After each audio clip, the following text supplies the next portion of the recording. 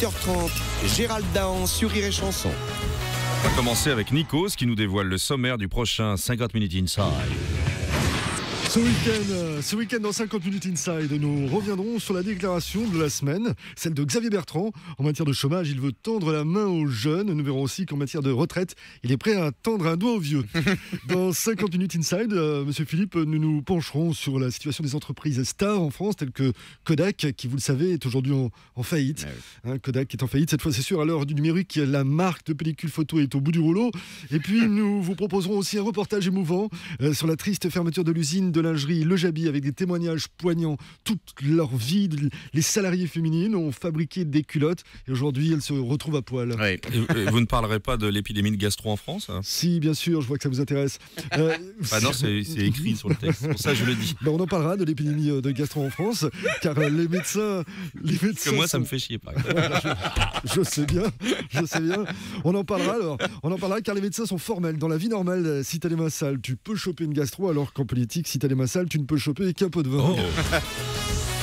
Politique, justement. Hier à Lyon, le chef de l'État a présenté ses vœux aux accents de discours de campagne. Monsieur Sarkozy, on commence à sentir que vous allez vous représenter là quand même. Vous savez, monsieur Philippe, je vais vous faire une petite confidence. La France a besoin d'un président idéal pour 2012.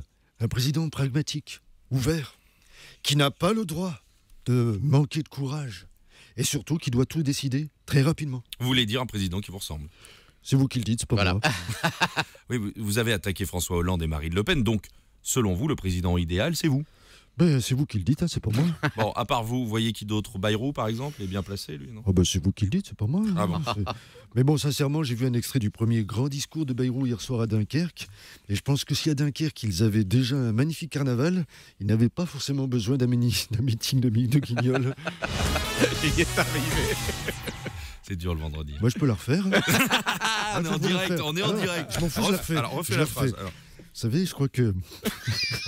Sincèrement, si j'ai vu un extrait du premier grand discours de Bayrou hier soir à Dunkerque, et je pense que si à Dunkerque, ils avaient déjà un magnifique carnaval, ils n'avaient pas forcément besoin d'un meeting de Guignol. Voilà, c'était mieux tout à l'heure. Depuis hier, J. Edgar, le nouveau film de Clint Eastwood avec DiCaprio, est en tête du box-office en France, passant devant Intouchable. François Cluzet, une réaction? Non mais attendez, mais qu'est-ce que c'est que ce cinéma? Ça vous énerve? Non mais attendez, mais ça va pas bien la tête ou quoi là, hein? Non mais vous êtes des grands malades, hein?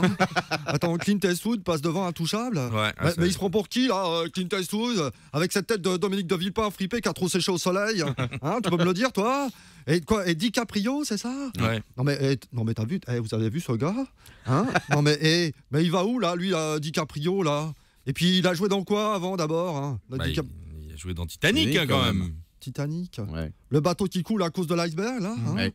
Ah non, mais je rêve. Non, mais qu'est-ce qu'il faut pas entendre, hein? Mais avec mes 11 millions de spectateurs, l'insubmersible, c'est moi, mon petit pote. Moi, l'iceberg, là, il peut me rentrer dedans, par-dessus ou sur les côtés.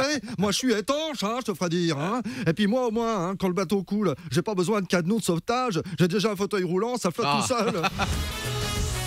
Le procureur Philippe Corroy a été mis en examen. Madame Liliane Bettencourt, comment avez-vous réagi à cette décision? Qu'est-ce que tu dis, mon petit? Toi et ton copain, vous voulez 2 ou 3 millions pour vous acheter des bonbons, c'est ça? Non, pas du tout. On voulait savoir si vous pensez qu'on va finir par enfin y avoir un peu plus de clarté dans votre affaire, quoi. Oh, t'es bien mignon, mon petit Philippe. Mais j'ai passé l'âge de pratiquer la position du missionnaire. Vous n'avez pas compris. La mise en examen du procureur, ça relance la polémique dans l'affaire des fadettes. Non, je ne veux pas me faire prendre en levrette non plus. Madame Bettencourt, je vous parle de l'affaire des factures détaillées de téléphone des 2 journalistes du Monde. Oui. Bon, les enfants, j'ai compris. Toi, Philippe, je vais te faire un petit chèque de 500 000 pour que tu puisses t'acheter l'iPad 2 le plus rapide du monde. Et toi, le petit gros, je vais te donner 150 000 pour qu'il achète des piles. Hein? Mais attention, faudra le prêter l'iPad 2. C'est pas qu'à toi, c'est aussi au petit gros. 8h30, Gérald Dahan sur Rire et Chanson.